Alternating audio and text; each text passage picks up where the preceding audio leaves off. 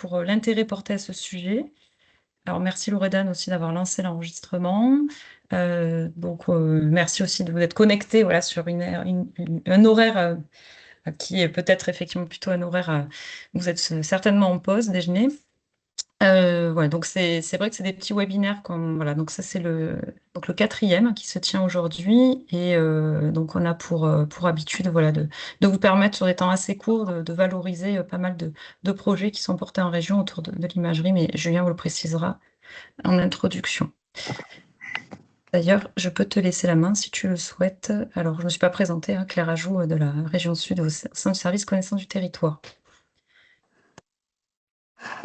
Merci beaucoup Claire. Donc Claire qui effectivement est référente chez nous côté plateforme connaissance du territoire sur les questions d'eau spatiale entre autres choses. Donc sur le principe de ces petits webinaires en fait, bon, on co-organise finalement. Donc on est plusieurs partenaires à co-organiser ces petits temps. Donc autour des questions d'imagerie principalement.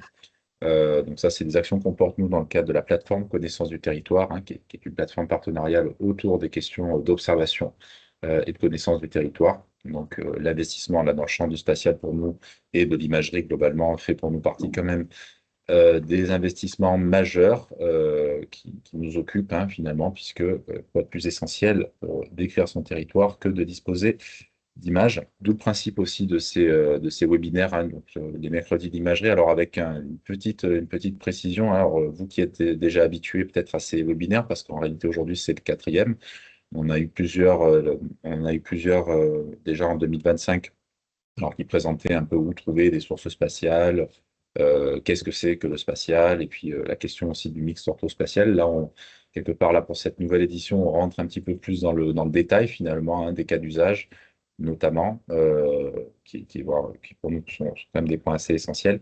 Alors, les mercredis de l'imagerie, pour le coup, on va les faire évoluer en mercredi de l'innovation, puisqu'on s'est rendu compte que finalement, alors l'imagerie est partie intégrante de l'innovation, mais on s'est rendu compte que nous traitions et nous ne souhaitions pas traiter seulement que d'imagerie, mais finalement d'innovation au sens large. Donc, si vous voyez prochainement arriver des invitations de prochains webinaires de l'innovation, de mercredi de l'innovation, n'en soyez pas troublés, car il s'agit précisément du même format. Donc, je vais laisser la parole ensuite, mais juste pour vous dire que aujourd'hui, on a un sujet qui est extrêmement intéressant sur la question du suivi de la santé de la forêt, notamment en contexte méditerranéen, de voir aussi comment les sources spatiales peuvent nous apporter des choses sur ces questions-là. Donc, on a la chance de pouvoir faire intervenir M. Richard Barré, donc, qui est directeur commercial et cofondateur de la société Pickstart, avec lequel on travaille sur une preuve de concept utilisant les sources spatiales, mais ça, Claire y reviendra ensuite. Et puis voilà, donc, puis encore une fois, pour vous remercier pour votre participation et votre intérêt pour ces webinaires qui ne cessent de susciter de l'intérêt et des retours positifs, et on espère que ça continuera. Merci beaucoup. Oui, merci Julien. Donc en fait, pour ce quatrième webinaire, où c'est vrai que les précédents, on avait été plus concentrés sur des présentations, effectivement, des catalogues et des différents, on va dire, produits satellitaires qui existaient, et en mettant en avant quelques cas d'usage. Il nous a semblé intéressant pour ce quatrième de rentrer un peu plus dans le cœur en tout cas des métiers auxquels peuvent répondre justement ces solutions satellitaires. Donc, c'est aujourd'hui l'objectif de ce webinaire qui se tiendra du coup en 4 temps. Tout d'abord, comme l'a fait Julien, donc un rappel effectivement de pourquoi la région s'est saisie de ce sujet. Donc, j'y reviendrai également par la suite. Ensuite, voilà, très rapidement, une recontextualisation. Pourquoi on s'est intéressé, en tout cas dans le cadre de ces travaux qui vous seront présentés aujourd'hui sur la question de l'observation et des enjeux de suivi que nous avons ici en région, donc autour de l'analyse et du suivi de l'évolution des forêts, notamment donc, dans un contexte de changement climatique. Et ensuite, donc, nous laisserons la parole donc, à Richard Barré, qui est ici présent, qu'on remercie, qui nous a accompagnés durant donc, ce début d'année, donc durant 6 mois maintenant, même un petit peu plus, dans l'expérimentation justement des potentialités apportées par les images et les sources satellites pour justement définir certains indicateurs de suivi.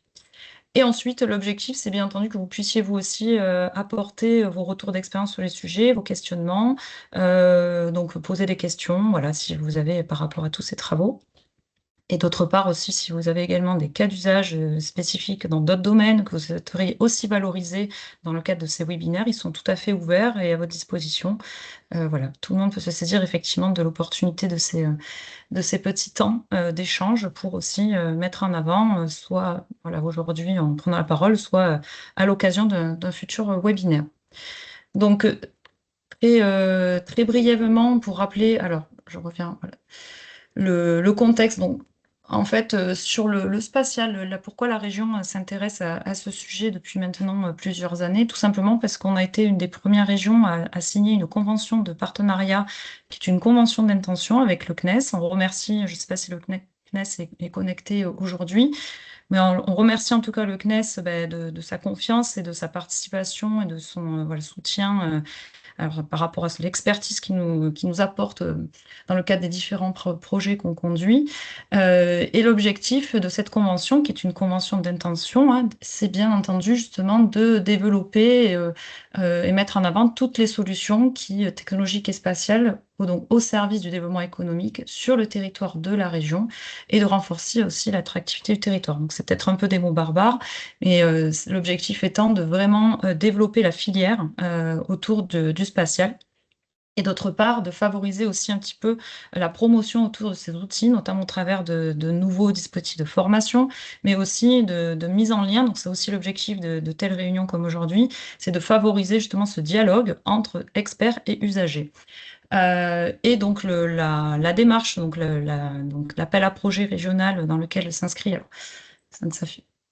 Voilà. S'inscrit plutôt en fait dans cet axe 2 qui est de faire de la région un précurseur de la mise en œuvre de solutions spatiales au service de l'environnement et de la gestion des risques. Donc la forêt en fait partie, hein, puisqu'il y a énormément de risques qui gravitent et pour lesquels la forêt est effectivement sujette, hein, on ne parlait pas les rappeler, mais des périssements, des problèmes de phytosanitaires, des problèmes d'incendie, de sécheresse. Et c'est par rapport à toute justement cette actualité qui touche de plus en plus nos massifs forestiers. Je laisserai la parole à Nicolas tout à l'heure suite à mes propos qui vous les exposera plus en détail. Mais l'objectif, c'était justement d'envisager, et également aussi on remercie donc, Nice Côte d'Azur, hein, qui également aussi a été, on va dire, fortement investi et a poussé l'intérêt pour lancer des investigations sur ce sujet. Mais l'objectif, c'était dans le cadre de ces appels à projets, de laisser la possibilité justement à des entreprises privées, donc petites et moyennes entreprises ou start-up, de pouvoir développer, nous montrer le potentiel apporté par les images satellites. Donc, vous voyez, hein, c'est des sujets qui sont, c'est des défis en fait techniques. Donc, ça s'inscrit dans le cadre d'un contrat de recherche et développement qui donne lieu à une mission qui s'exécute, donc où il y a des lauréats, on va dire, qui sont choisis annuellement. Donc les sujets changent chaque année. On aura du coup, si vous le souhaitez, d'autres projets aussi pour lesquels nous avons expérimenté le potentiel des images satellites, qui était notamment la détection des déchets sauvages et aussi donc la définition d'indicateurs de sécheresse et de suivi des plans d'eau. Et donc ça, c'était les deux premiers. Donc pour ce coup-ci, donc là, on vous expose les travaux donc du troisième POC, donc preuve de concept, qui ont tourné, en tout cas se sont concentrés sur la question du suivi de l'évolution des forêts méditerranéennes. Donc cette initiative, c'est aussi pour ça qu'on l'a élargie lors de ce webinaire. Elle se veut ouverte. On veut tant faire connaître l'initiative qui réunit nos comitologies d'acteurs, hein, qui finalement fait écho avec l'axe 3 de favoriser justement ce dialogue avec l'ensemble des acteurs et experts, mais c'est aussi de challenger et d'appuyer la filière, comme je disais, économique, en laissant la possibilité à une entreprise justement de pouvoir développer, montrer avoir une solution, de pouvoir faire mûrir et confronter à des enjeux très opérationnels une solution qui souhaiterait et qui serait en développement. L'objectif, c'est de s'appuyer avant tout et de faire en sorte que cette solution puisse être, comment dire, reproductible dans la méthode mise en place, mais aussi derrière avec derrière une ambition de mettre en avant aussi tout le catalogue de données qu'on retrouve sur le catalogue Dynamis, hein, dont vous avez présenté les produits lors du précédent séminaire, mais de bien entendu essayer de privilégier avant tout les produits qui sont effectivement issus de constellations de satellites publics. Et donc, l'objectif, c'est d'encourager au travers de ces POC. Donc, vous pouvez y participer. Ça donne lieu à des comités de suivi qui sont complètement ouverts et élargis à toute personne intéressée, soit par le domaine, soit par le sujet traité. Donc, d'encourager justement l'usage et le recours à ces images, et ainsi qu'aux solutions qui sont développées. Donc, donc la région, comment elle pilote ça? Donc, elle porte ses appels à projets, elle les lance. En fait, ça fait l'objet d'une publication, d'une sélection de candidats qui finalement suscite de plus en plus d'intérêt. Et derrière, il y a, comme je vous disais, donc un contrat de R&D. Donc, c'est bien un objectif expérimental qui permet justement d'évaluer et de confronter, en tout cas, comme je disais, des techniques, des technologies, des sources spatiales à une problématique particulière. Donc ça a vraiment effectivement derrière un intérêt incitatif et démonstratif. Voilà. Donc pour ce qui concerne la petite présentation présentant les preuves de concept dans laquelle s'inscrit justement le travail qui va vous être présenté par la suite par justement Richard Barré de la société Pixstar, qui est le lauréat donc du coup de ce dernier POC.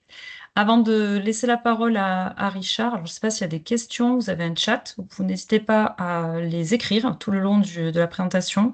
On peut y répondre aussi, et quoi qu'il en soit, on se laissera effectivement une petite trentaine de minutes normalement pour pouvoir échanger avec vous et répondre aux différentes questions. Je te laisse, Nicolas, la parole si tu es parmi nous. Oui, je suis parmi vous. Est-ce que vous Je fais m'entendez? passer les diapositives, tu me le dis quand tu Ok, veux que je change. Merci. très bien. Est-ce que vous m'entendez bien? On t'entend très bien. Ok. Merci. Donc bonjour à tous, je suis Nicolas Houdard, donc chargé de mission filière forêt-bois au service Forêt Natura 2000 à la région. Et j'ai la lourde tâche, enfin, non, j'ai la tâche d'introduire effectivement le sujet avec quelques rappels sur les chiffres de la filière forêt-bois, faire un rapide état des lieux.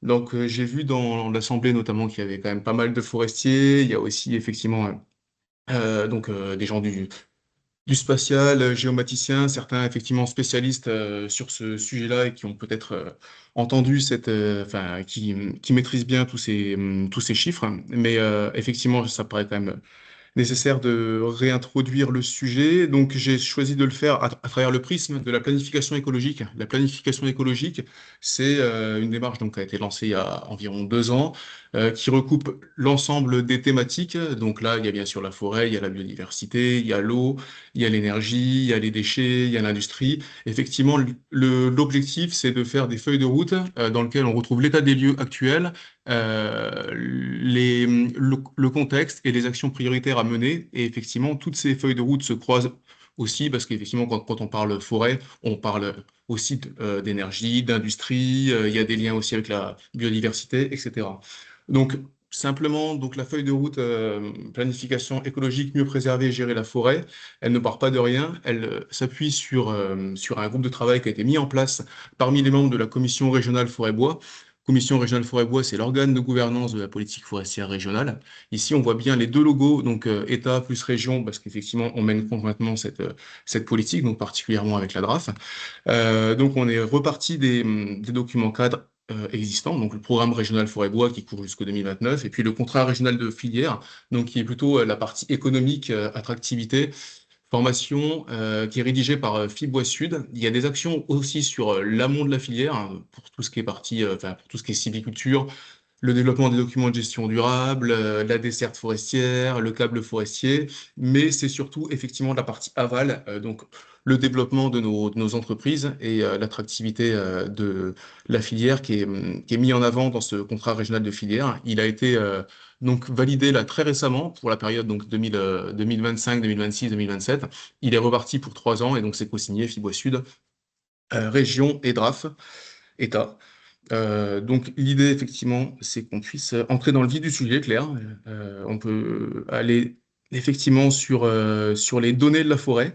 Donc d'où vient-on en Provence-Alpes-Côte d'Azur? Il y a 50%, 51% de la surface forestière, de la surface de la région qui est de la forêt. Donc effectivement, la forêt pousse sur 1,6 million d'hectares. C'est réparti, donc il y a 55%, 54% de forêt privée, le reste c'est de la forêt publique, donc il y a 46% en forêt des collectivités, dont 11% en forêt domaniale.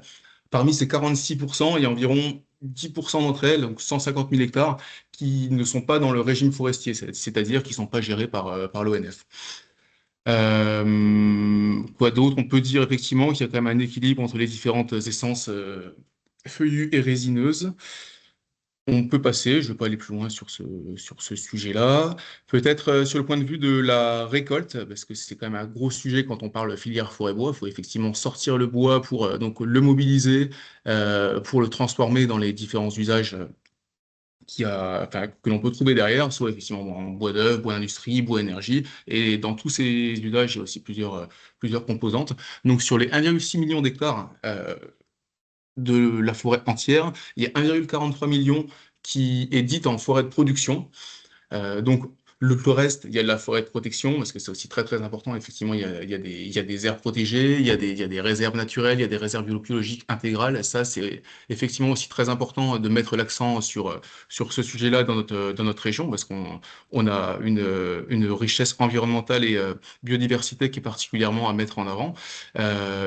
Mais cela étant, il y a quand même 1,4 million de la forêt qui est là, effectivement, pour pousser, pour produire et puis pour récolter du bois. On s'aperçoit qu'on a une production biologique très faible. On a 2,2 mètres cubes par hectare par an, qui est environ 3 fois inférieur à ce qu'on peut trouver dans les autres régions métropolitaines françaises. Au niveau de la récolte, en Provence-Alpes-Côte d'Azur, on ne récolte qu'un quart de l'accroissement naturel. Ça veut dire qu'effectivement, il y a 3 quarts qui poussent et qui ne sont pas récoltés. On peut aussi mettre en avant le fait qu'il y a 43% des surfaces forestières qui sont soumises à un document de gestion durable en 2023. Donc, un document de gestion durable, c'est quoi? C'est un aménagement forestier en forêt publique, c'est un plan simple de gestion ou un code de bonne pratique sylvicole enfin, voilà, ce type de document pour la forêt privée qui permet effectivement de lister toutes les opérations sylvicoles qui sont à faire pour les 15 ou 20 prochaines années. Enfin, en 2022, on peut s'apercevoir que le bois qui sort de nos forêts est utilisé à 20% dans la partie bois d'œuvre, donc il passe en scierie, il est transformé pour ensuite effectivement donner des produits bois qui vont stocker du carbone par la suite. Il y a 25% qui sont utilisés en bois d'industrie essentiellement via Fibre Excellence Tarascon, la papeterie qui est à Tarascon.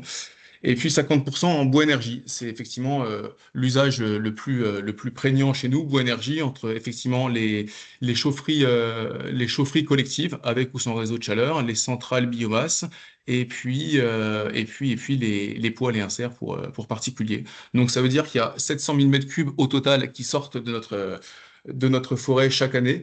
Si on compare aux régions voisines comme Occitanie ou Auvergne-Rhône-Alpes, c'est 10 fois moins.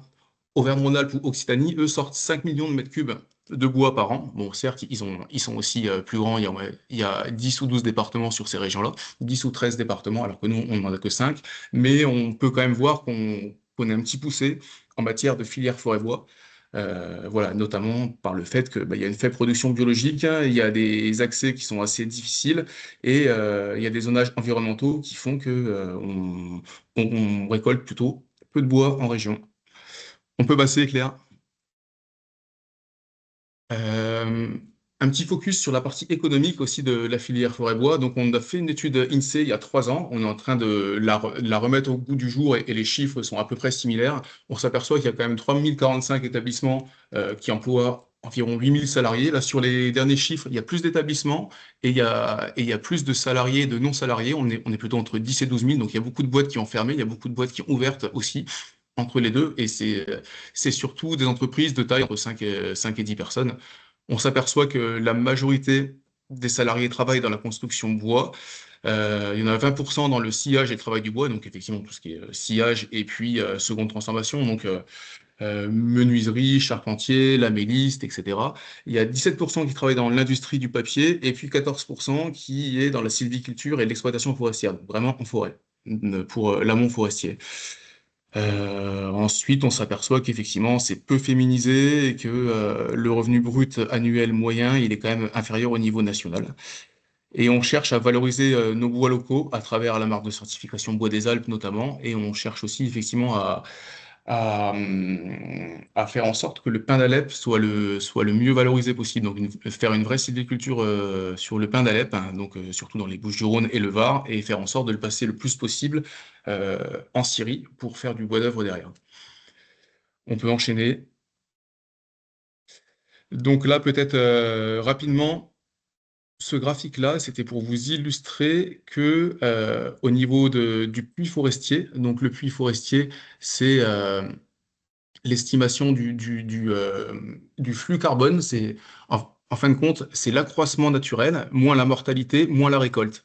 Et on s'aperçoit, on est certes très petit à côté des autres régions, mais on stocke quand même 4,54 millions de tonnes CO2 par an, et ce qui fait de nous la troisième région française, notamment de par le fait qu'on récolte peu par rapport à ce qui pousse en forêt. Donc là, c'était juste pour faire ce focus-là. Ensuite, sur les autres diapos, c'était aussi rappeler, je te propose de passer, Claire, s'il te plaît.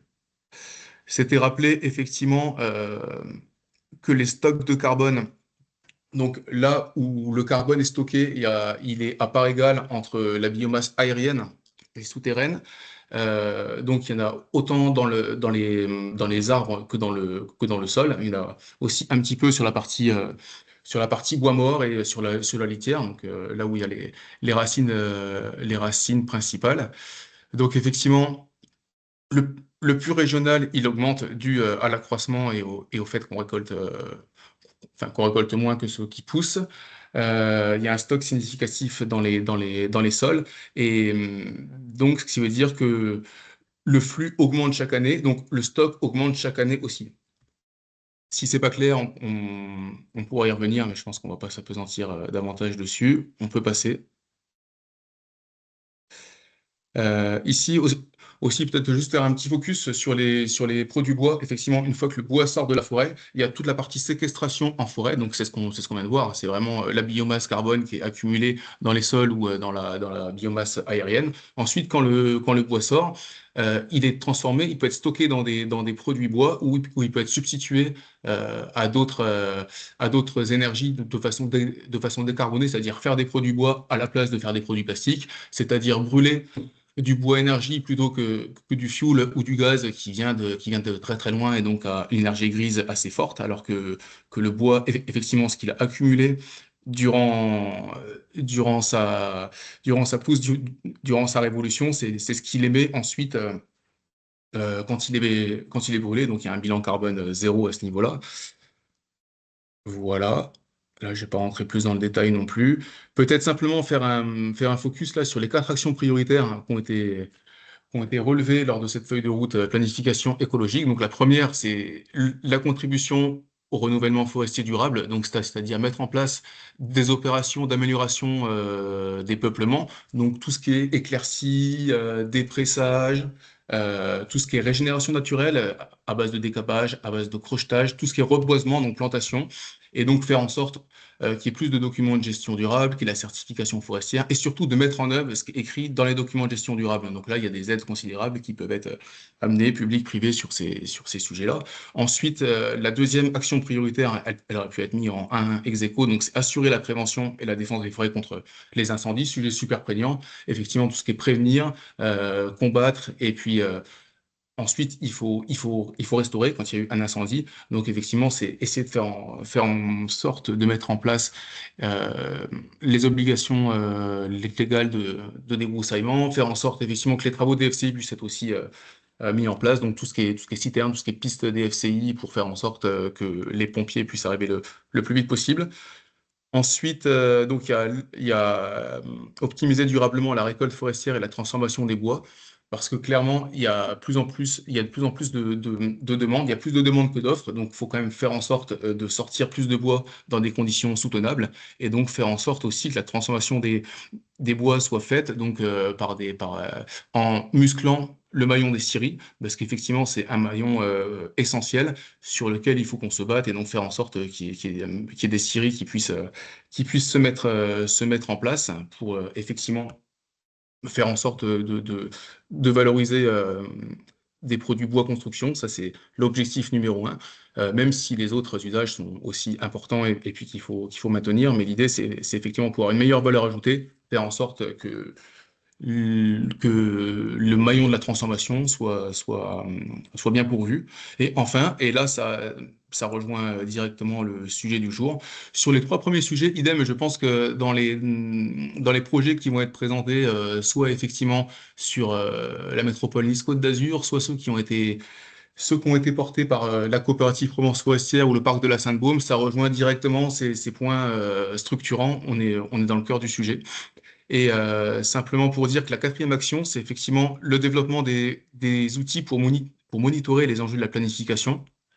Donc, en clair, ça veut dire capitaliser et mobiliser les différents acteurs à travers l'Observatoire régional forêt-bois. Donc, c'est un observatoire qui est animé par les communes forestières et dans lequel tous les acteurs forestiers principaux et un peu plus larges se regroupent pour échanger les données, les parutions, pour travailler notamment sur des sujets comme la desserte forestière. Il y a une base de données desserte forestière qui a été mise en place avec le CRIGE et avec lequel il y a des échanges aussi à échelle nationale avec l'IGN. On bosse aussi sur les sujets de régénération naturelle, d'obligation légale de débroussaillement, le paiement des services écosystémiques, ça c'est quelque chose de super important parce qu'on investit le carbone effectivement, mais il y a toute la partie biodiversité, eau, sol, qu'on aimerait investiguer davantage pour essayer de mettre en place le paiement d'une manière ou d'une autre de ces services écosystémiques tels qu'ils sont rendus par la forêt. Il y a l'animation d'un observatoire économique d'emploi et de formation de la filière forêt-bois. Ça, c'est quelque chose qui est en train de se mettre en place avec Fibois Sud.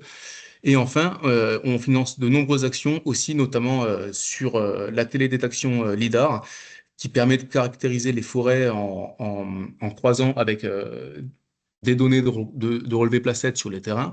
L'estimation du stock carbone aussi, qui croise des données LIDAR et puis qui complète d'autres approches estimatives sur l'effet carbone, notamment à travers les itinéraires sylvicoles qui sont adaptés en région, le stockage dans les produits bois, la séquestration, c'est-à-dire voilà, combien de tonnes carbone pour tel produit, notamment voilà, c'est le panneau qui stocke le plus et c'est quelque chose qu'on aimerait mettre en place aussi, mettre en place une industrie de panneaux en région ou avec les régions voisines, ça pourrait être super bien parce qu'effectivement, il y a plein de bois qui part en Espagne et en Italie et donc il y a un déficit là-dessus et si on pouvait faire du panneau chez nous ou avec les régions voisines, ça pourrait être bien. Voilà, je pense, je vais pas en dire plus. Il y a deux diapos supplémentaires qui montrent qu'on croise avec les actions qui ont été listées dans la stratégie régionale de la biodiversité, qu'on croise aussi avec les autres feuilles de route, notamment Se Loger, donc toute la partie bâtiment. Là, il y a des gros enjeux, notamment sur la signature d'un pacte biosourcé par les principaux constructeurs, promoteurs régionaux, donc qui fassent en sorte d'intégrer des surfaces de bois, des mètres cubes de bois dans leurs prochains appels d'offres. Et puis, il y a tout un enjeu aussi sur l'intégration du bois dans les Jeux Olympiques. Il y a France Bois 2030 qui a été mis en place, donc c'est cofinancé à échelle nationale par le Codifab et par France Bois Forêt. Donc, c'est les deux interprofessions amont et aval. Donc là, l'idée, c'est vraiment d'intégrer du bois dans les constructions Jeux Olympiques, dans tout ce qui est annexe, donc ce qui sera plus éphémère, comme les tribunes, les podiums, etc. Ou aussi faire en sorte que les stations de ski, notamment, qui doivent se renouveler, que dans leurs appels d'offres figurent des modalités de bois et, si possible, de bois local. Voilà, je n'irai pas plus loin. Je pense que j'en ai assez dit déjà et éventuellement, je reste disponible si vous avez des questions, des observations ou des compléments peut-être à apporter. Merci. Merci Nicolas. Bah, on voit qu'il y a énormément d'enjeux, notamment économiques et de préservation justement pour mieux exploiter justement cette forêt. Donc ça fait le lien voilà, avec la nécessité de pouvoir mieux les suivre, hein, puisque la forêt, comme tu l'as dit, c'est quand même plus de la moitié de notre territoire. Et on a voilà, des mutations de ces espaces qui du coup nécessitent de réinventer ou voilà, de renouveler, on va dire, toutes les pratiques qu'on a et toutes les problématiques aussi de gestion. Peut-être justement, je vais laisser de la parole, alors je ne sais pas si Isabelle Razer elle est présente et connectée. Normalement, oui. Bonjour Claire, bonjour à tous. Voilà. Bonjour, donc Isabelle de Nice Côte d'Azur, hein, que je laisse présenter pour justement un peu asseoir et peut-être localiser aussi un besoin plus spécifique qui a été, on va dire, à la genèse justement de cet appel à projet, hein, puisque c'est vraiment vous sur la métropole on a plutôt approfondi certains travaux. Donc je te laisse la parole pour alors en quelques minutes, si ça te dérange pas, pour pas qu'on déborde trop. Oui, Merci merci Isabelle. beaucoup Claire. Et merci Nicolas pour cet Donc, exposé très mon riche. nom est Isabelle Rézère, donc la direction de l'innovation de la métropole Nice-Côte d'Azur. Et depuis 2022, nous avons une convention de partenariat avec le Centre national d'études spatiales, le CNES, qui va durer jusqu'en 2028. Donc, vous voyez, on a encore de quoi faire.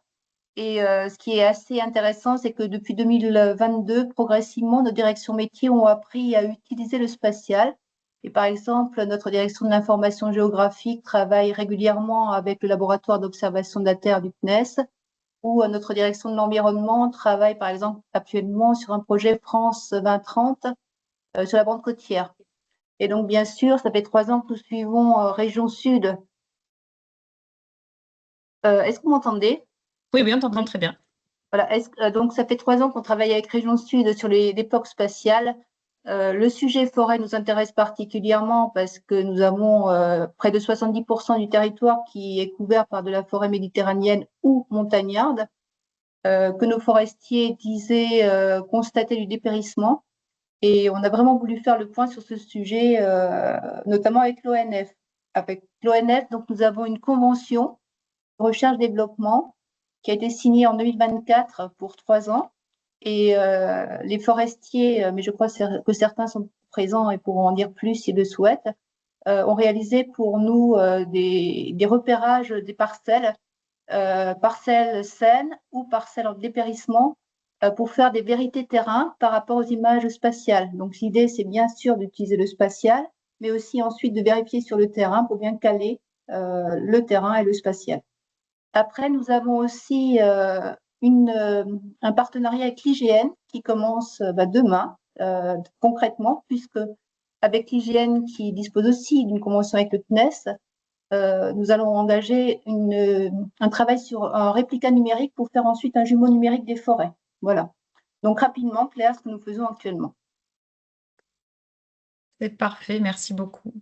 Merci pour ce témoignage. Du coup, je ne sais pas s'il y a d'autres personnes qui souhaitent aussi apporter un témoignage comme l'a fait Isabelle sur l'intérêt aussi pour vous de disposer d'outils sur l'observation des forêts.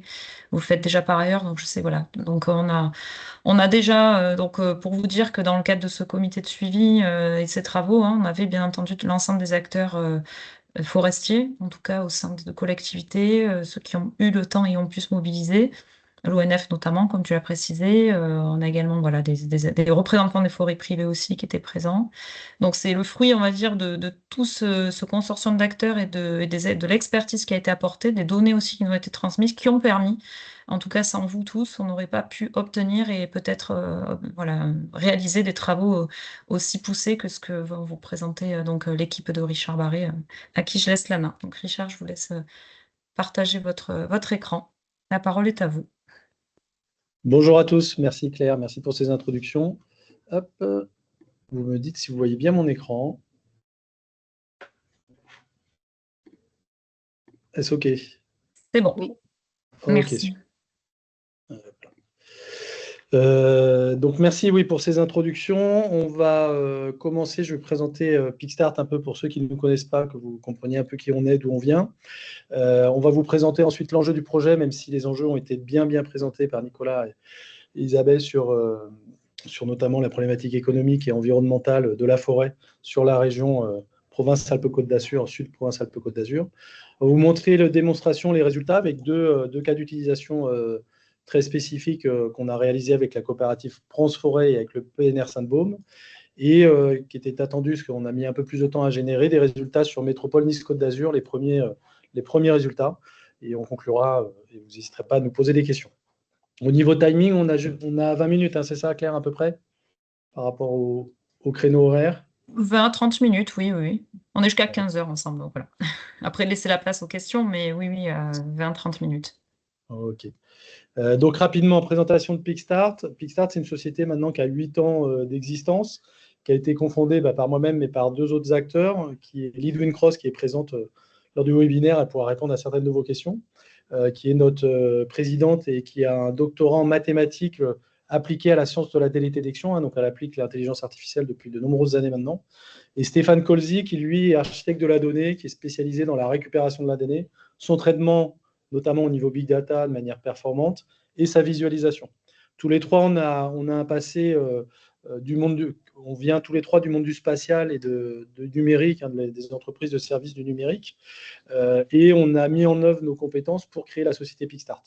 Depuis, la société Pickstart a ses 8 ans d'existence. On a été aidé et financé par de nombreux acteurs au niveau national, déjà avec la Caisse des dépôts, la BPI et récemment, dans le cadre de France 2030, avec l'ADEME qui nous finance un projet sur les zones humides.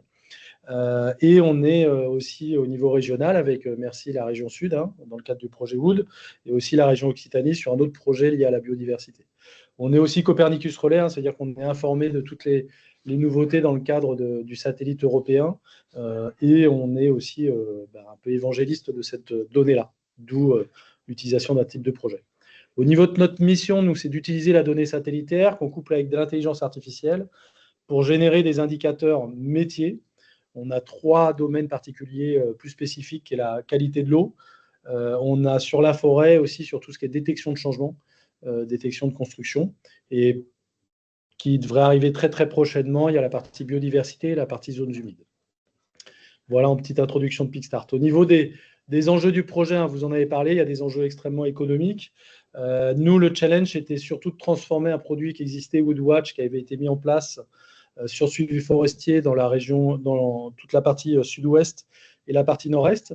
La région sud, Provence-Alpes-Côte d'Azur, a des spécificités, notamment liées à ces GRECO, ces régions, ces sylvo-éco-régions, mais aussi en termes d'enjeux par rapport au bois, la filière bois. Donc il y a les problématiques incendie, bien entendu, mais les problématiques phytosanitaires, Claire, vous avez cité, et vous avez parlé des problématiques économiques. On est sur une valorisation du bois qui est assez faible par rapport à d'autres régions, et donc il faut trouver une solution qui soit aussi économiquement fiable pour les acteurs de la filière qui pourraient utiliser notre solution.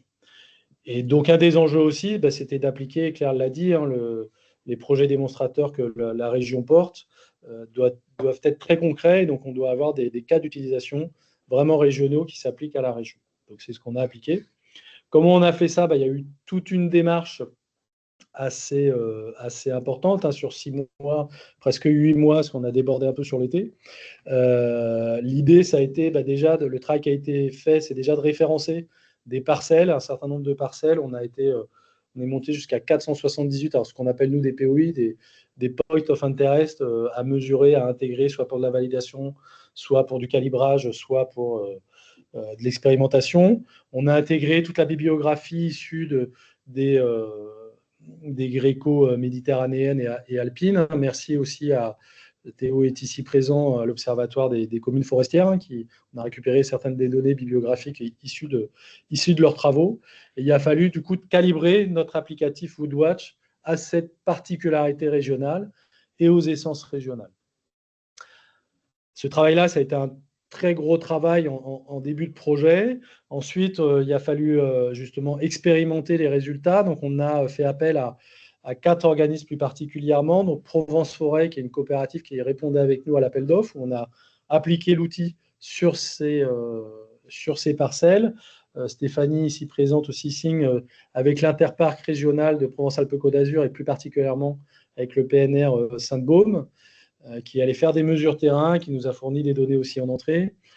Et puis, une expérimentation avec les métropoles Nice-Côte d'Azur, on ira plus particulièrement sur cette expérimentation, et avec le support de l'ONF, qui nous a fourni de nombreuses données et qui allait aussi faire des mesures terrain.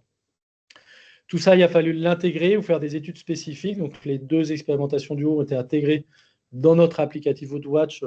Gabriel, ici présent, va vous faire une démonstration de suite.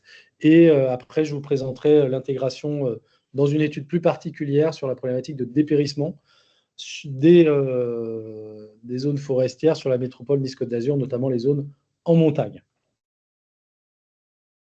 Gabriel, à toi l'honneur. Je te laisse partager l'écran pour faire une démonstration des résultats. Alors. Est-ce que vous voyez mon écran? Oui. Oui. Très bien. Donc, ces résultats, les résultats que je vais vous présenter là, si vous étiez présent au dernier comité de suivi, c'est des résultats que je vous ai déjà présentés. Mais là, le plus, ça va être justement que c'est dans notre application Woodwatch. Donc, ça va être tout d'abord des résultats de Provence Forêt et du PNR de Saint-Baume. Et ensuite, on va enchaîner sur les résultats concernant l'expérimentation de la métropole Nice-Côte-d'Azur. Donc, comment ça se présente sur l'application? Là, on est sur l'application qui concerne les parcelles de Provence Forêt. On va pouvoir aller, par exemple, soit choisir directement une parcelle comme ça, soit aller choisir en fonction de son numéro, de son identifiant, la parcelle dans la liste. Et par exemple, sur une parcelle, on va avoir aussi bien des indicateurs en termes de graphique, en termes de courbe, mais également les cartographies qui vont être liées à ces indicateurs. Donc par exemple, ici, on est sur une parcelle de pin de Provence-Forêt qui n'a pas subi d'intervention depuis quelques années, depuis 2004 si je me souviens bien. Pour préciser, c'est du pin, donc du coup, c'est du persistant. C'est pour ça que les indicateurs que vous voyez affichés, ils s'appellent typiquement ici densité perse. Et sur les courbes de synthèse, c'était VGT perse pour persistant. Et dans le cadre de cette parcelle précisément, on peut voir qu'au niveau de la densité des persistants, puisque c'est une parcelle de persistants, on voit qu'il n'y a pas énormément de changements. On voit des petits changements de couleur ici et là, mais ce n'est pas non plus très, très significatif. On a aussi toute une liste d'indicateurs ici. Donc, vous voyez, il y a la cartographie des différentes typologies végétales. On a la densité des différentes typologies, la croissance, la hauteur, etc. etc. Et en regardant la classification des différentes typologies végétales, on voit du bleu qui correspond ici à la classe 1, donc des persistants. Et cette classification n'évolue pas avec le temps, ce qui correspond avec le fait que cette parcelle il n'y a pas eu d'opération sylvicole sur cette parcelle depuis quelques années.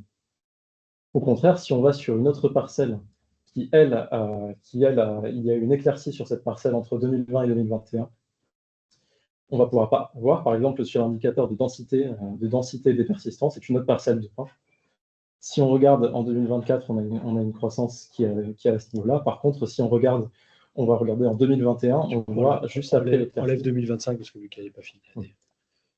On va pouvoir voir en 2021 en vert, juste après l'éclaircie, on peut voir la densité des persistants qui chute, qui reste basse les années suivantes, en 2022, mais dès 2023, on commence à revenir à un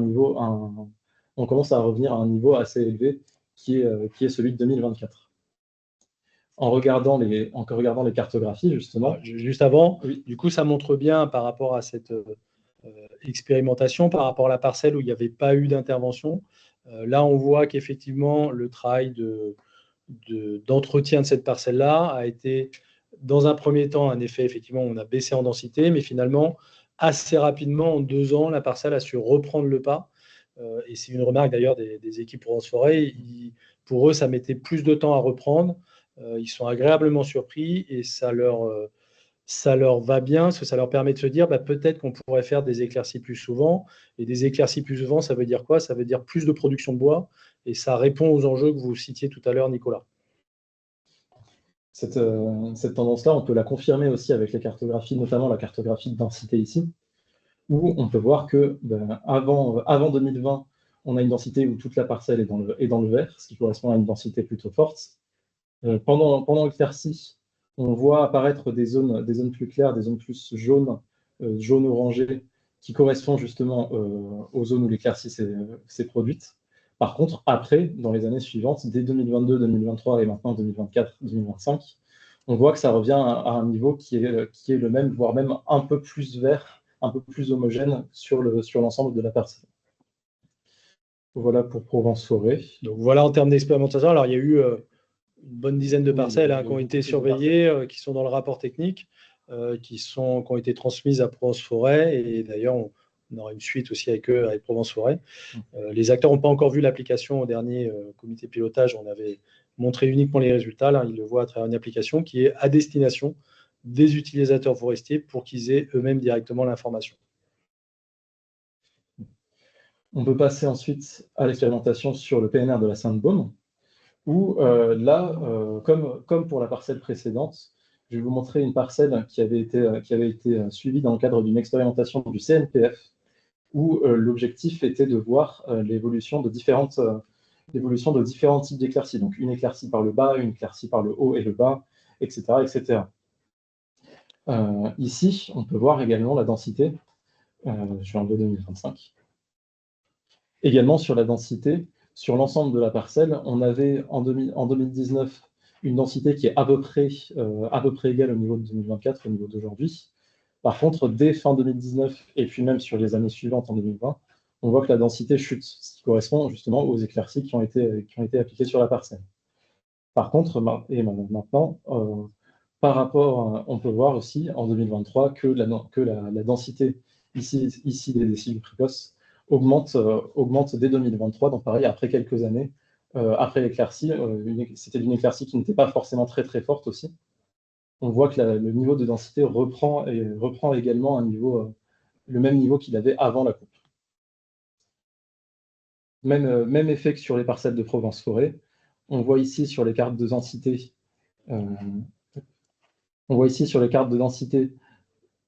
avant la coupe, ici, on avait quelques petites zones qui apparaissent en jaune orangé, donc où la densité était plutôt faible, était plus faible en tout cas que le reste de la parcelle. On aperçoit les différentes zones où ont eu lieu les éclaircies, notamment dans le nord de la parcelle qui correspond à la partie de la parcelle ayant suivi l'éclaircie par le haut.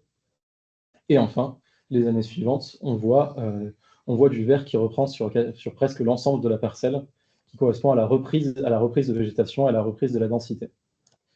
Cette dynamique-là, on la voit aussi bien sur les cartes spécifiques aux typologies, donc à la carte de densité des décidues précoces, on la voit également sur les cartes de classification. Donc, par exemple, ici, avant les coupes, on va avoir des zones qui apparaissent plutôt bleues. Ici, le violet correspond à la classe 2, donc aux décidues précoces. Le bleu correspond à la classe 1, aux persistants. Pendant l'éclaircie, on va avoir d'autres couleurs qui vont arriver. On va avoir plus de bleu, plus de vert, qui correspondent probablement aux étages inférieurs qui sont maintenant visibles après l'éclaircie. Et enfin, après l'éclaircie, et dans les années suivantes, on va avoir justement la reprise de végétation et la reprise du peuplement en vigueur sur la parcelle, qui correspond justement à la reprise en densité de la parcelle. Voilà pour la démonstration de l'application. C'est la parcelle, celle-là, qui était en expérimentation côté PNR aussi, c'est celle-là, hein? Oui. Okay. Donc voilà, cette parcelle-là, ça montre, Stéphanie, tu me dis si je me trompe, hein, mais c'est une parcelle où justement vous deviez faire plusieurs modèles de gestion forestière dessus, et ça montre bien que ce que vous anticipiez en termes de réaction, bah, ça a été positif, et ça correspond bien à ce que vous prévoyez. Et donc, du coup, ce que j'ai compris, hein, c'est que c'est des bonnes pratiques que vous allez pouvoir reproduire sur d'autres parcelles du PNR. Donc, c'est vraiment ça l'enjeu d'un outil de ce type-là. C'est les retours qui avaient été faits par le PNR et par Provence Forêt.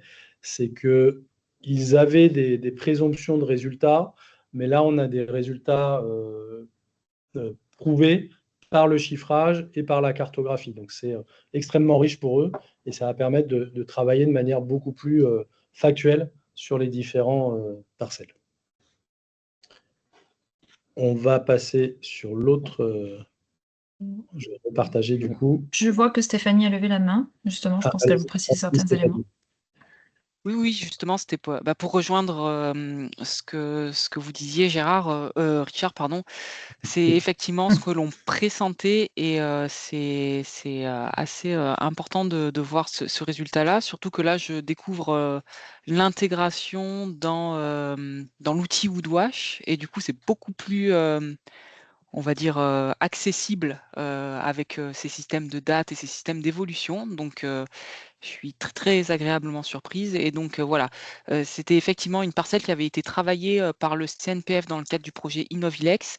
Et donc, on souhaitait démontrer si passer plus souvent à des taux de prélèvement moindres avaient un impact plutôt positif ou négatif sur la dynamique du peuplement restant.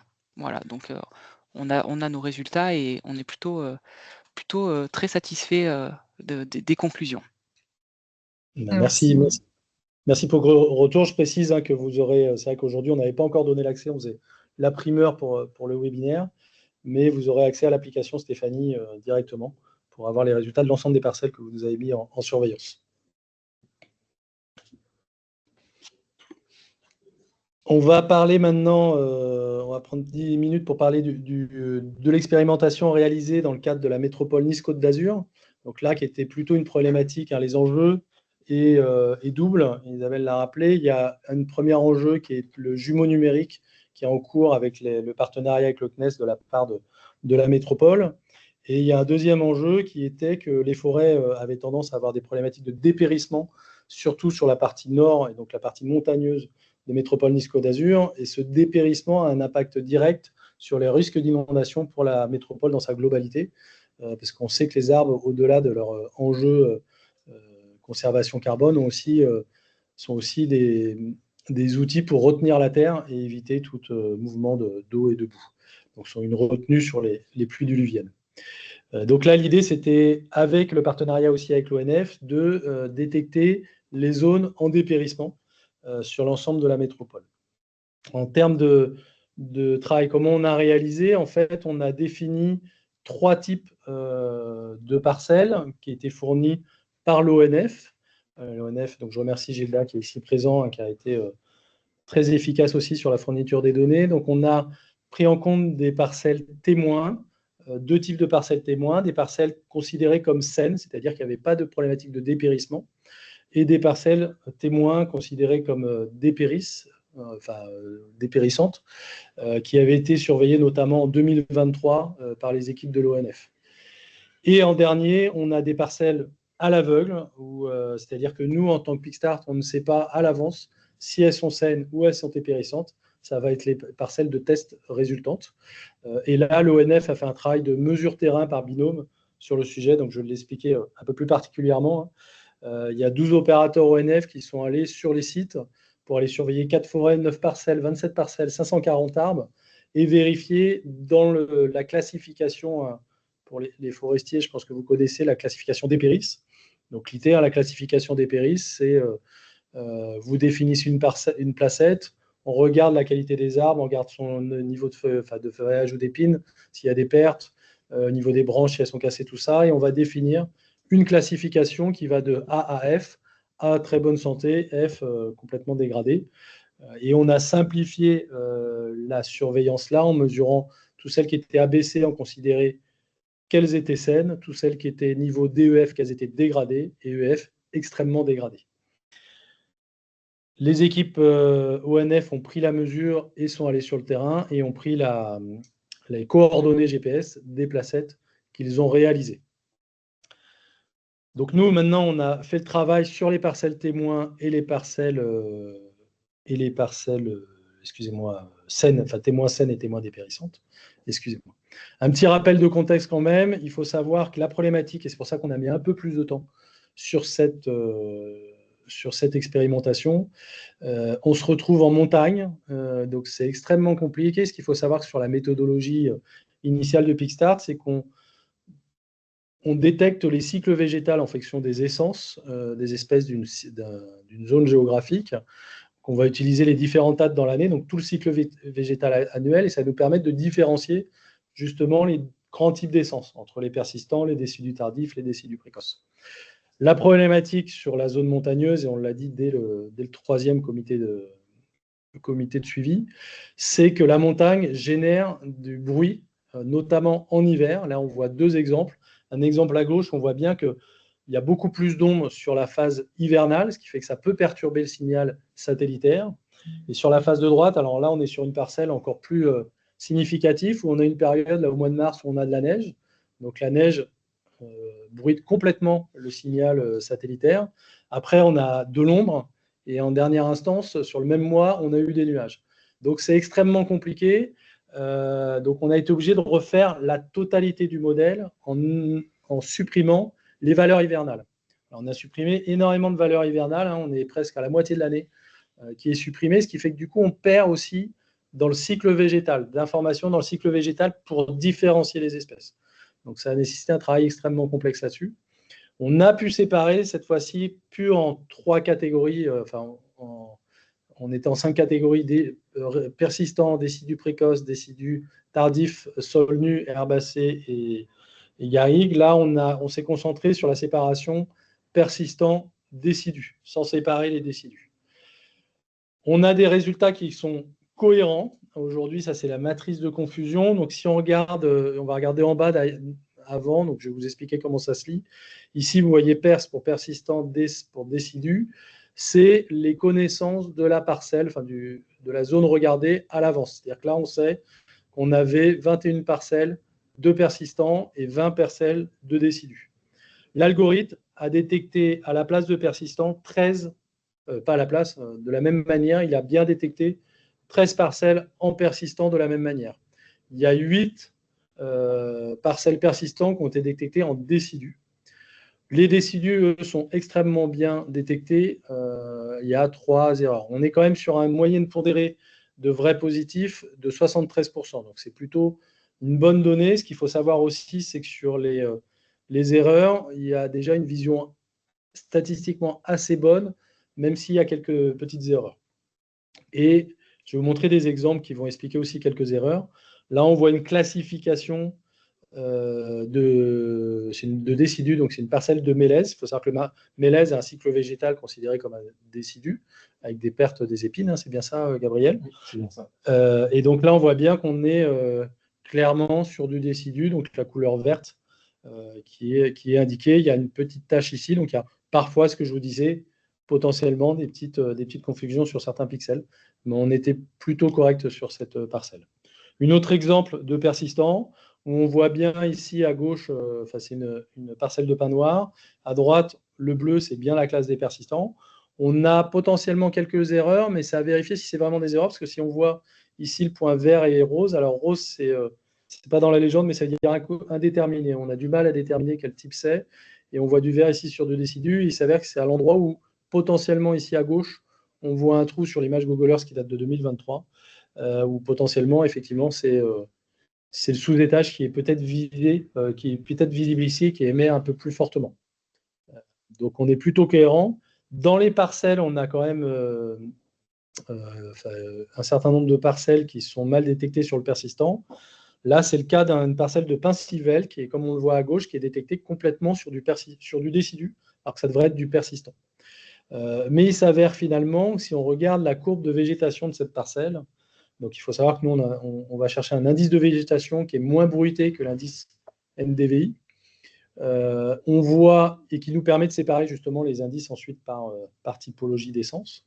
On voit ici un cycle végétal qui descend malgré tout sur la période automnale, entre l'été et l'automne, et qui est plutôt significatif du décidu. Donc ce qui est probable, c'est qu'effectivement, on l'ait détecté en persistant, ce qui n'est pas vraiment une erreur, dans le sens où peut-être que c'est un persistant qui est potentiellement affaibli, donc potentiellement en phase de dépérissement. Et donc, du coup, il a un comportement assez proche, il souffre, et il a un comportement assez proche du décidu de la région montagne-Méditerranée. Donc, il faut faire, si je reviens sur la courbe, il faut faire très attention sur les 8 potentiellement, j'ai envie de dire mal détectés, mais je pense que c'est un abus de langage. C'est ce qu'on disait au dernier comité, hein, c'est que parfois, la détection d'une autre classe par rapport à ce qui est déclaré est plutôt significative d'une parcelle peut-être en mauvaise santé, c'est-à-dire qu'il y a quelque chose qu'une erreur de classification. Donc ça, c'est la partie classification. Et là, je vais laisser Gabriel expliquer comment maintenant on va déterminer si, à partir du moment où on a des classes de persistants, si on est en dépérissement ou si on est sur une parcelle saine. Donc oui, on a développé plusieurs indicateurs pour essayer de séparer les parcelles saines des parcelles dépérissantes. Là, je vais vous en présenter un qui n'est pas l'indice de végétation, mais son écart type. Là, par exemple, toutes les courbes en vert que vous avez ici, ça correspond aux courbes de toutes les parcelles témoins saines qui ont été transmises par l'ONF. Et on peut observer qu'au fil des années, l'écart type de l'indice de végétation reste plutôt stable au fil des années. Et on remarque quand même quelques petits pics qui correspondent potentiellement au début de l'hiver, donc qui est potentiellement synonyme d'ombre, de neige, de nuages, comme vous l'a expliqué Richard. Par contre, en mettant, là je vous ai mis un exemple de parcelles dépérissantes témoins, aussi transmises par l'ONF, c'est ce que vous voyez en rouge. On remarque que l'écart type de l'indice de végétation a non seulement il a une amplitude plus forte, donc on le voit plus haut, mais celle-ci, le pic qu'on observait sur certaines parcelles saines, il arrive plus tôt sur les parcelles dépérissantes. Donc on a possiblement deux moyens de différencier une parcelle saine d'une parcelle dépérissante. Enfin, on peut voir sur là, c'est toutes les parcelles dépérissantes qui nous ont été transmises par l'ONF. On peut voir que cette augmentation de l'écart type, c'est un phénomène qui est partagé sur toutes les parcelles dépérissantes qui nous ont été transmises. Et enfin, je vous ai mis un exemple de parcelle à l'aveugle qu'on a reçue par l'ONF. Ici, on peut voir que cette parcelle qui est ici représentée en bleu, elle a à peu près le même profil, elle a la même forme que les parcelles vertes, que les parcelles saines transmises par l'ONF jusqu'à 2021-2022 à peu près. Par contre, après 2022, on remarque que l'écart type de l'indice de végétation augmente brutalement en 2023, 2024, 2025. On peut donc suspecter un dépérissement de la parcelle sur cette parcelle-là spécifiquement. Et ça, comme tu l'as dit au début, Richard, c'est quelque chose qu'on va confronter avec l'ONF et on va leur présenter tous les résultats sur toutes les parcelles qui ont été transmises. Voilà, donc par rapport à ça, les travaux ne sont pas finis. Hein. On va consolider ces résultats-là. On va valider les parcelles à l'aveugle avec l'ONF. Donc, on a défini ce matin avec GEDAS une réunion le 16 octobre pour justement valider ces éléments-là. Il va falloir faire attention. Hein, c'est un des travaux aussi, on l'avait vu sur les autres expérimentations. Nous, on travaille sur les parcelles entières, les contrôles qui ont été faits par l'ONF sont sur des placettes, donc un échantillonnage de la parcelle. Et c'est pour ça qu'on leur a demandé de bien prendre la coordonnée géographique de leur placette. On va aller plus finement aussi dans l'analyse des zones géographiques indiquées. Dans la configuration aussi, j'ai oublié de parler de quelque chose. On a vérifié aussi, c'est toujours important quand on fait des études statistiques de ce type-là, c'est de s'assurer que ce n'est pas un autre indicateur qu'on est en train de regarder, que c'est bien l'indicateur dépéris sain.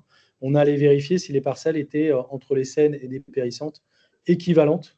Et effectivement, elles sont équivalentes, c'est-à-dire en altitude. On est sur des mêmes niveaux d'altitude sur la plupart d'entre elles, en termes de pourcentage d'ombre sur la parcelle et en termes de taille de parcelle.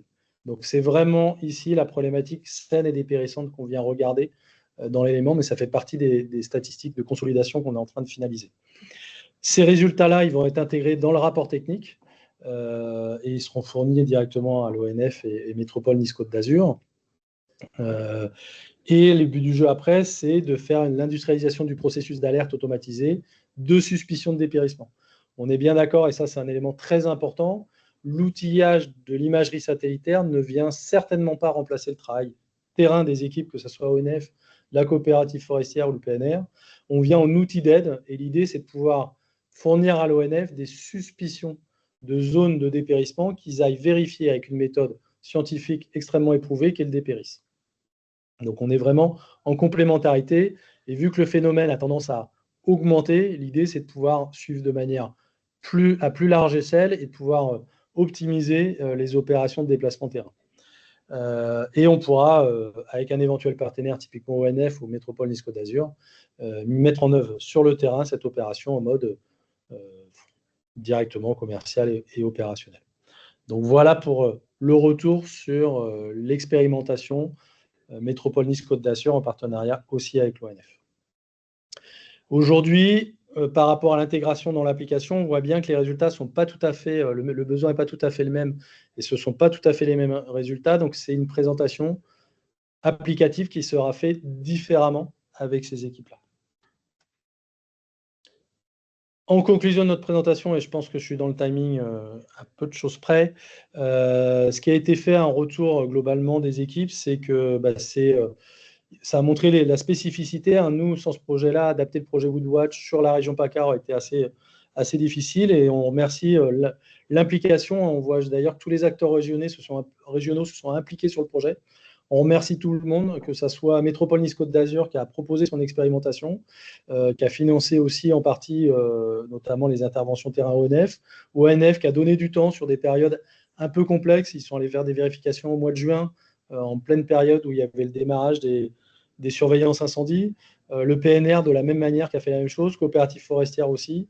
L'observatoire des communes forestières françaises avec Théo Isard qui est ici présent aussi, qui a fourni des données d'entrée de la bibliographie extrêmement riche pour nous. Donc vraiment, tout le monde s'est impliqué. J'oublie pas le SDIS qui n'a pas été sélectionné en expérimentation, mais qui a aussi impliqué, qui a suivi le projet. Donc on voit bien que tous les acteurs sont intéressés par des outils innovants à leur service sur ce domaine-là. Et ça va directement dans les enjeux qu'a présenté Nicolas au niveau de la région pour la forêt. Conclusion aussi, c'est que tous les résultats sont quand même assez cohérents. On a le retour de Stéphanie en direct là, qui est très positif pour Vasfora, elle fait le même type de retour.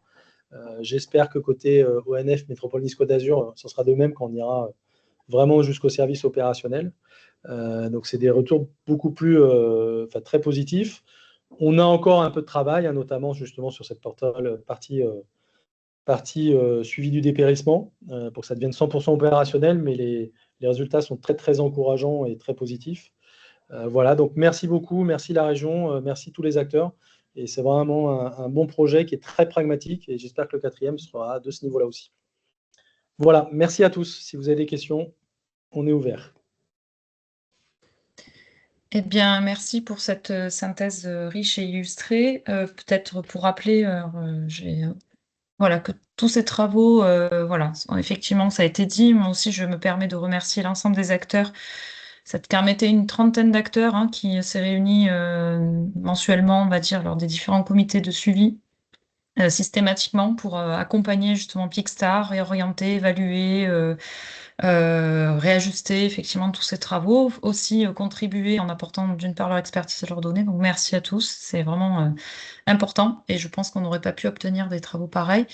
Donc en effet, l'application présentée donc, permet, comme tu l'as dit Stéphanie, de mieux visualiser l'ensemble on va dire des résultats cartographiques, puisque ça s'avère effectivement, donc nous on a reçu les données au sein de la région, mais c'est vrai que ce sont des données qui sont un peu lourdes, un peu complexes à manipuler, donc là, grâce à cette application, alors je ne sais pas Richard, si vous, voilà, s'il y a la demande, si des gens peuvent, sur un temps imparti, pouvoir accéder à la consultation de ces... Voilà. Si on Donc, donnera accès, on a déjà par défaut donné accès, mais il faut qu'on envoie les mots de passe aux équipes, notamment Provence Forêt et PNR. voilà. Mais si d'autres acteurs veulent et ils nous feront la demande, on ouvrira momentanément pour accès avec une présentation, bien entendu, auprès des acteurs, pour qu'ils comprennent un peu plus en détail les données. Alors, il y en a qui disent qu'ils ne nous entendent pas. Ah. Vous nous entendez bien?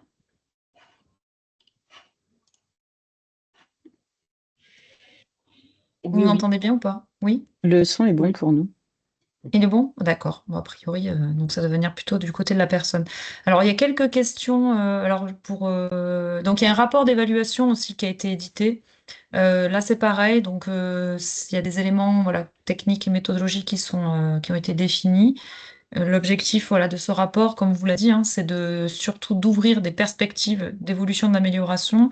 Ces preuves de concept, donc ces travaux, sont, on va dire, plutôt un levier pour les sociétés, et notamment pour Pixstar, pour les encourager, pour peut-être prétendre à d'autres développements, à des améliorations, en lien aussi avec des besoins qui leur sont remontés, on va dire, à l'issue de ce premier travail. Donc, n'hésitez pas aussi si vous avez des suggestions, si vous souhaitez aussi réagir et peut-être venir évaluer aussi le travail conduit. Comme je l'ai dit, ça se veut ouvert. Alors, je vois qu'il y a une question dans le chat. Alors, on peut vous laisser la parole, peut-être. Vous pouvez ouvrir directement votre micro. Alors, je vois Pascal Jaubert mine pas, mais c'est peut-être mieux si vous l'annoncez à l'oral directement. On vous laisse la parole si vous avez du son. Vous Bonjour. m'entendez? Oui, on vous entend. Donc, je suis Pascal Jaubert de l'Adréal PACA. L'Adréal anime un groupe de travail sur les liens entre l'évolution de la forêt, du couvert forestier et ce qu'on appelle l'eau bleue, c'est-à-dire l'eau disponible pour les différents usages et l'eau qu'on retrouve dans les rivières. Et en voyant votre présentation, je me demandais si on pouvait envisager d'utiliser les images satellitaires sur la densité de la forêt, non pas à l'échelle de la parcelle, mais à l'échelle d'un petit bassin versant, petit, enfin, à voir, lequel serait par ailleurs instrumenté pour pouvoir, en hydrologie, pour pouvoir faire des corrélations, regarder quel est l'impact sur l'eau qui coule à l'exutoire en fonction de l'évolution de la forêt.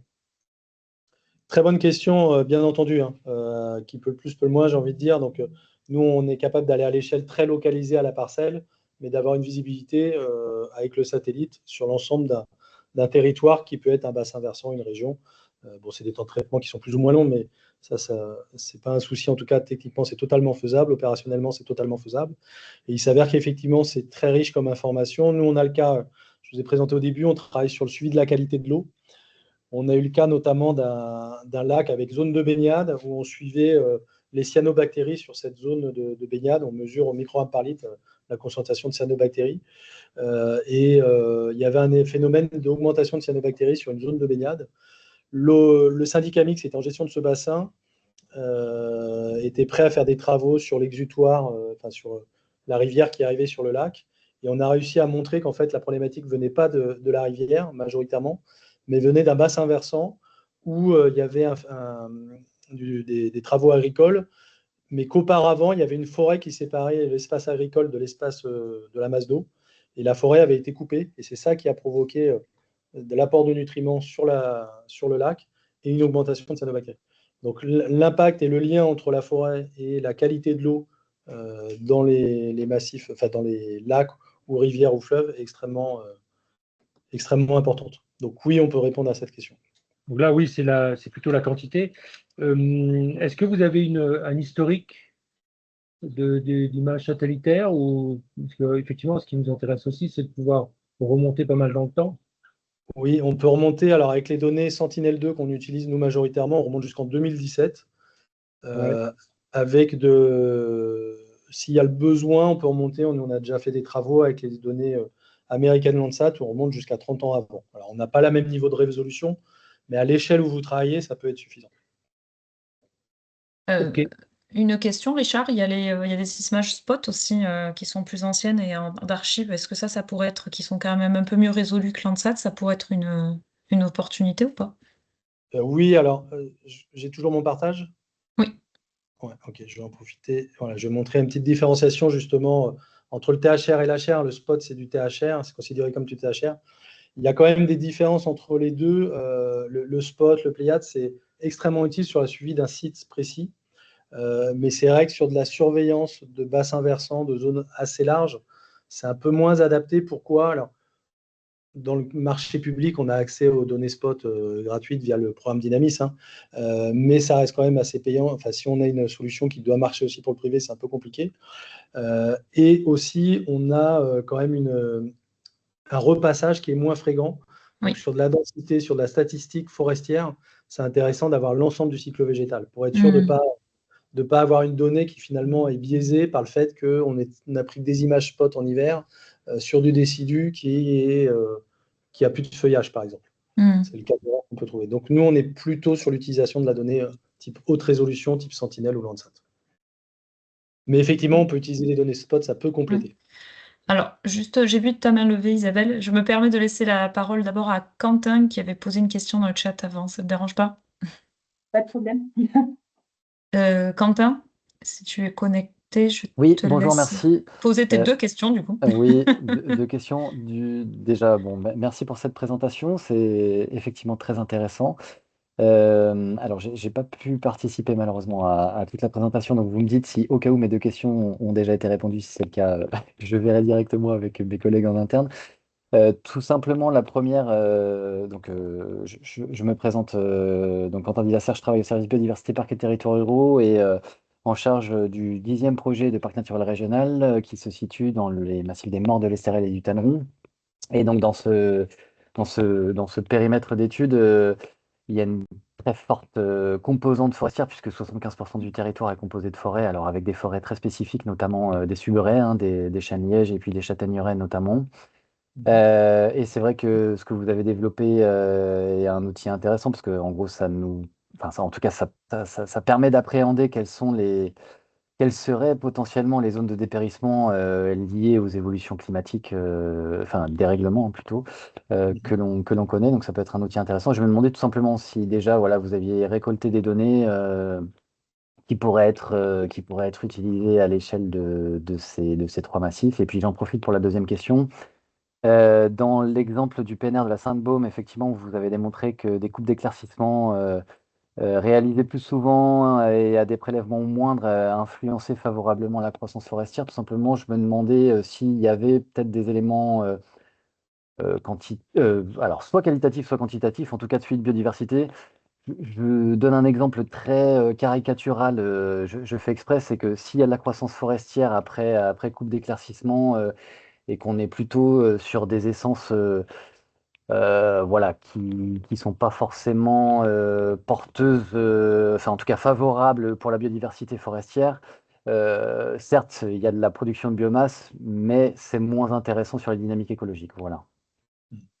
Alors, pour répondre à la première question, on va prendre chaque question. Pour répondre à la première question, alors je ne suis pas tout à fait sûr de la situation de votre zone, mais en fait, ce qu'on a mis en place fonctionne sur l'ensemble de l'agrico-méditerranée d'un côté et sur l'agrico-montagne. Donc du coup, normalement, vous êtes sur ce territoire-là, je pense, en région PACA. Donc du coup, la réponse est oui sur est-ce qu'on a récolté des données pour fonctionner sur vos PNR? La réponse est oui, indirectement. Et donc du coup, on pourrait générer l'utilisation de l'outil au sein de votre PNR. Donc ça pose pas de problème. Sur le deuxième point, vous avez tout à fait raison. Nous, on travaille justement sur un outil sur la biodiversité. Alors, on ne va pas aller jusqu'à la définition de la détection de l'essence. Donc là, ça mesure justement, c'est là où la mesure terrain est complémentaire pour vérifier ce niveau de diversité. Par contre, on va quand même voir les différents cycles végétaux. Et on a notamment dans notre outil biodiversité, on suit la variabilité saisonnière végétale pour s'assurer qu'il y a une diversité végétale, typiquement, hein, pour être très caricatural, si la forêt des Landes va avoir un indice végétal très élevé, va être plutôt bien vu parce que ça pousse très vite, c'est un peu l'exemple que vous donnez donc, au niveau biodiversité. Mais finalement, sur un indicateur tiers de variabilité végétale, on va voir qu'en biodiversité, il apporte peu. Par contre, on ne pourra pas définir une essence particulière qui est négative, qui est potentiellement... c'est vrai qu'on m'a parlé de ça, des haies de je ne sais plus quoi, c'est des haies de... Des lauriers, je crois, qui n'est pas très bon pour la biodiversité dans les jardins, par exemple. Ça, on ne va pas pouvoir dire c'est des haies de laurier spécifiquement, à ce stade. Lidwin, tu peux peut-être compléter. Hein.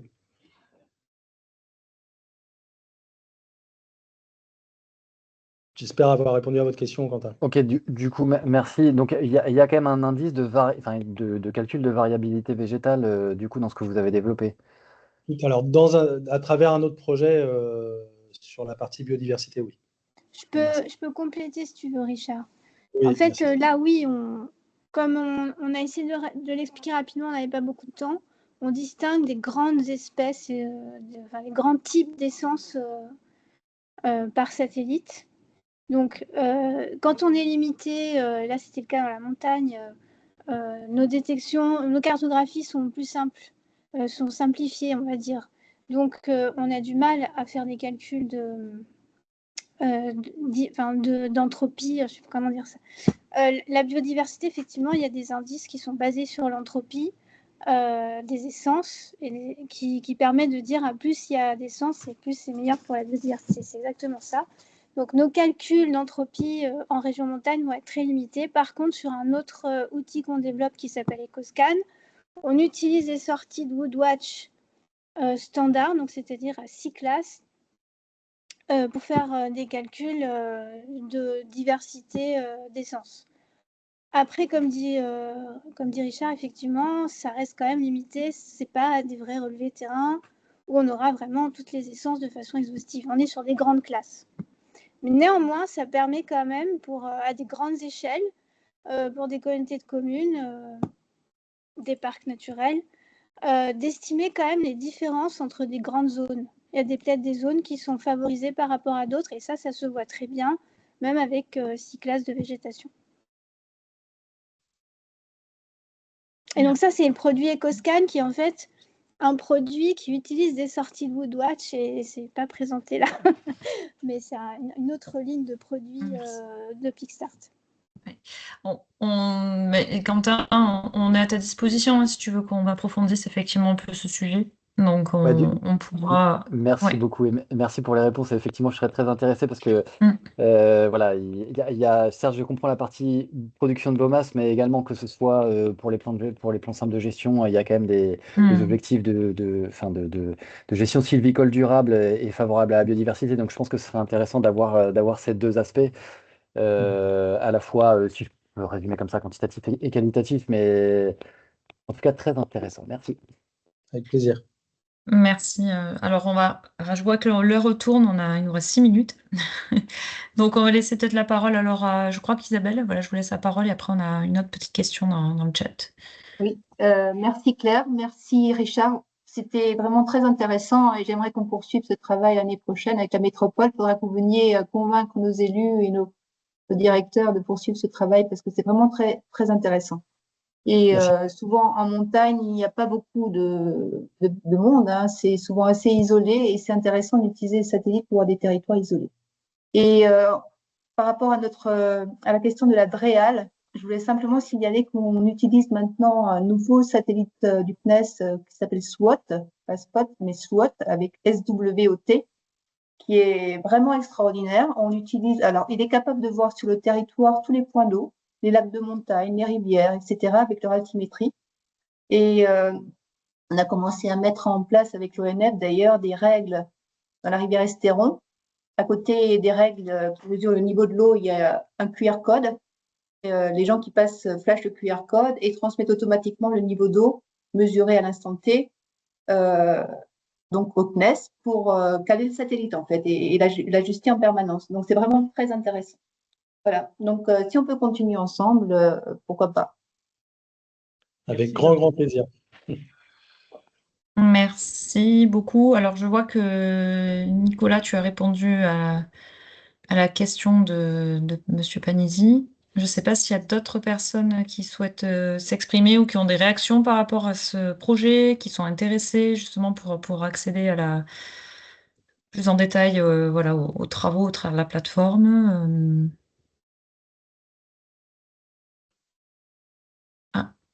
Florent Lombard, on va vous laisser. Allez-y, on vous laisse le micro. Oui, bonjour. Merci pour la présentation, c'était vraiment très intéressant. Et effectivement, la détection de changement, hein, c'est une affaire en soi en télédétection, c'est pas si évident. Je me présente peut-être, je suis Florent Lombard, je suis maître de conférence en géographie à l'Université Aix-Marseille.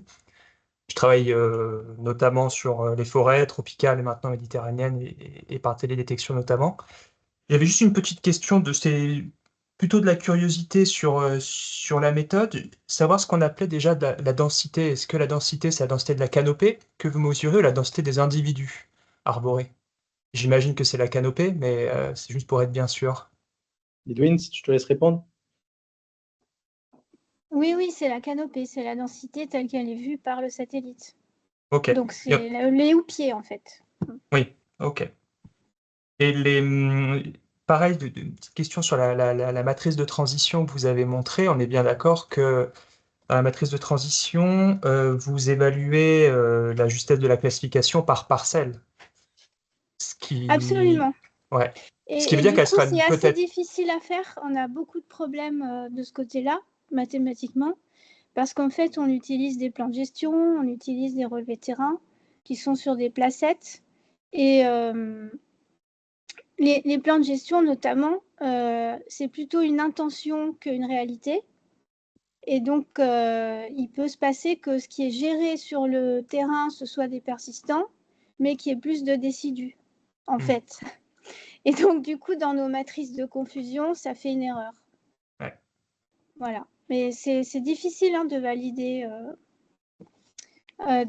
enfin, de mettre en correspondance, en fait, des relevés qui sont qualitatifs métiers avec des calculs mathématiques. C'est pas évident. Hein. Et puis j'imagine, là vous avez montré en plus les scores de précision à l'échelle de la parcelle, mais si on travaillait à l'échelle du pixel, je pense que les scores seraient plus élevés. Oui, meilleurs. C'est sûr, mais on n'a pas cette information, on n'a pas assez d'informations pour le faire. C'est pour ça qu'à chaque fois, on est obligé d'aller vérifier. Ah mais oui, mais c'est parce que là, donc il faut aller voir les images, comprendre. Il y a des trous dans la parcelle. Enfin voilà, on n'est jamais vraiment certain du score mathématique qu'on a calculé. Bien sûr. Et j'ai peut-être une dernière chose qui est peut-être plus une suggestion, mais vous avez peut-être déjà essayé ça, notamment pour le cas de la métropole Nice-Côte d'Azur avec ces problèmes d'ombrage liés au relief, etc., ou même de nuages. Est-ce que vous avez essayé les données Sentinel-1? Vous travaillez avec le radar, qui est du coup moins sensible à la couverture nuageuse, Oui, mais alors, c'est pas du tout mais le les même. séries temporelles sont complètement différentes Voilà, c'est complètement. Les informations sont pas du tout les mêmes en fait. Là, on est quand même sur des informations qui sont colorées. Nous, on travaille beaucoup avec la couleur. On utilise toutes les bandes de Sentinelle et en fait, on a beaucoup moins de radiométrie. On n'en a que 3 avec Sentinelle-1. Donc, ça nous est arrivé de le faire, notamment en Afrique, sous les tropiques, parce que là, c'était vraiment impossible d'utiliser Sentinelle-2. On utilisait Sentinelle-2 sur une ou deux dates pour avoir des a priori. Et on faisait la surveillance des territoires, donc vraiment la détection de changement avec Sentinelle-1 pour détecter, donc à l'occurrence là, des orpaillages illégaux. Mais on a moins la capacité de distinguer les espèces. On est plutôt sur le volume et la détection tout court, quoi, avec Sentinelle-1. En tout cas, nous, ce qu'on avait produit, c'était ça. Distinguer des espèces avec Sentinelle-1, là, nous, aujourd'hui, on ne sait pas le faire. Merci pour ces informations. Merci beaucoup. Alors, on a également... D'accord, donc il y a des personnes qui sont intéressées pour notamment de la métropole de Toulon,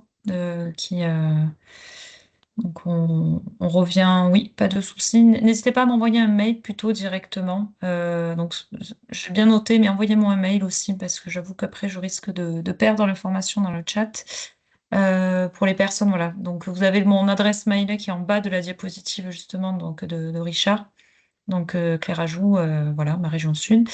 Après, il y avait, alors on va prendre une toute dernière question parce que ben voilà, on a dépassé l'horaire, hein, donc mais ça veut dire que ça suscite de l'intérêt. Donc il y a une question sur le traitement appliqué pour normaliser les données. Alors je ne sais pas si vous voulez prendre la parole pour poser votre question directement. Monsieur Talbi? Non. Bon, en fait, je ne sais pas Richard si vous voyez ou Lindwin. Donc quel traitement pour appliquer pour normaliser les données, images de dates différentes? C'est compliqué. Enfin, je comprends pas très bien la question en fait. Normaliser sous quel sens? De manière à pouvoir les comparer d'une date à l'autre, c'est ça l'idée? Je pense que c'est pour ouais, les comparer ou voir l'homogénéité des données, justement par rapport à des questions de radiométrie, des choses comme ça. Alors, il y a plusieurs traitements, hein. Il y a des traitements géométriques et des traitements radiométriques. Ouais. Les traitements géométriques consistent à recaler les images les unes sur les autres de façon très fine. Parce qu'en fait, même Sentinelle-2, qui est un satellite scientifique et qui est maintenu de façon très précise par l'ESA, il y a un léger décalage d'une image à l'autre. Voilà. Et ensuite, on fait des corrections atmosphériques de manière à ce que les images soient comparables d'une date à l'autre. Donc, on corrige. Alors, il y a plein d'effets. Il y a les effets de l'atmosphère, mais il y a aussi les effets qu'on appelle les BRDF, qui sont les effets de point de vue du satellite. En fait, le satellite, étant donné que les saisons avancent, l'éclairage de la surface n'est pas le même le long de l'année. Donc, on est obligé de compenser ça aussi. Voilà. Est-ce que j'ai répondu à la question? Oui. Je pense, alors, on voit que c'est... Voilà, après, ce sont des grands classiques de télédétection. Oui, hein. c'est ce que j'allais dire. C'est la base. Tout à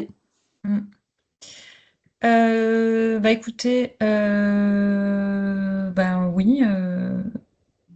Alors, je vois qu'il y a des remarques. Donc, vous avez de toute manière les adresses mail de tout le monde, notamment pour les questions techniques. Donc, vous avez vu Lindwin, pour les questions liées au projet, donc Richard, et pour, voilà, pour moi, d'autres questions liées aux accès et, à tous les travaux qui ont été conduits, donc c'est moi-même. Donc voilà, n'hésitez pas à noter nos différentes adresses respectives, nous mettre même en copie, comme ça on est à 3, on peut vous répondre en fonction des ou de la question. Voilà, donc en tout cas, on reste tout à fait à votre écoute. Alors, je vois qu'il y a encore une dernière question. Alors, c'est Isabelle. Est-ce que je vous laisse en discuter peut-être par ailleurs ensemble? Non, voilà, je vois qu'il leur tourne. Voilà, je pense que les gens ont d'autres impératifs derrière, à part que la question puisse intéresser d'autres personnes. Mais en tout cas, je voulais vraiment vous remercier toutes et tous et encore tous les acteurs connectés ici présents et ceux qui ne sont pas, mais qui ont largement contribué à la réussite de tout ce travail. Merci pour tous, merci aussi aux participants, voilà, pour l'intérêt. Je vois qu'on est encore plus d'une 50aine de personnes connectées. Donc, on voudra renouveler, voilà, l'objectif c'est de renouveler ce genre de présentation pour valoriser des travaux autour de l'imagerie de l'innovation, comme l'a dit aussi Julien. Alors, Julien, est-ce que tu es avec nous pour faire un petit point de conclusion et notamment peut-être parler des suites par rapport à ces webinaires? Oui, je suis avec vous et en image, en plus de ça, c'est encore mieux. Donc, prochain rendez-vous, donc les prochains mercredis d'innovation, donc je vous ai copié-collé dans la conversation. Donc, on en aura un le 17 décembre prochain, même créneau, même heure, début 13h30, fin 14h30 ou 15h, tout dépend du sujet, sur le PCRS, donc notamment l'orthophoto 5 cm. On refera un point sur la couverture régionale en Provence-Alpes-Côte d'Azur et toutes ses modalités.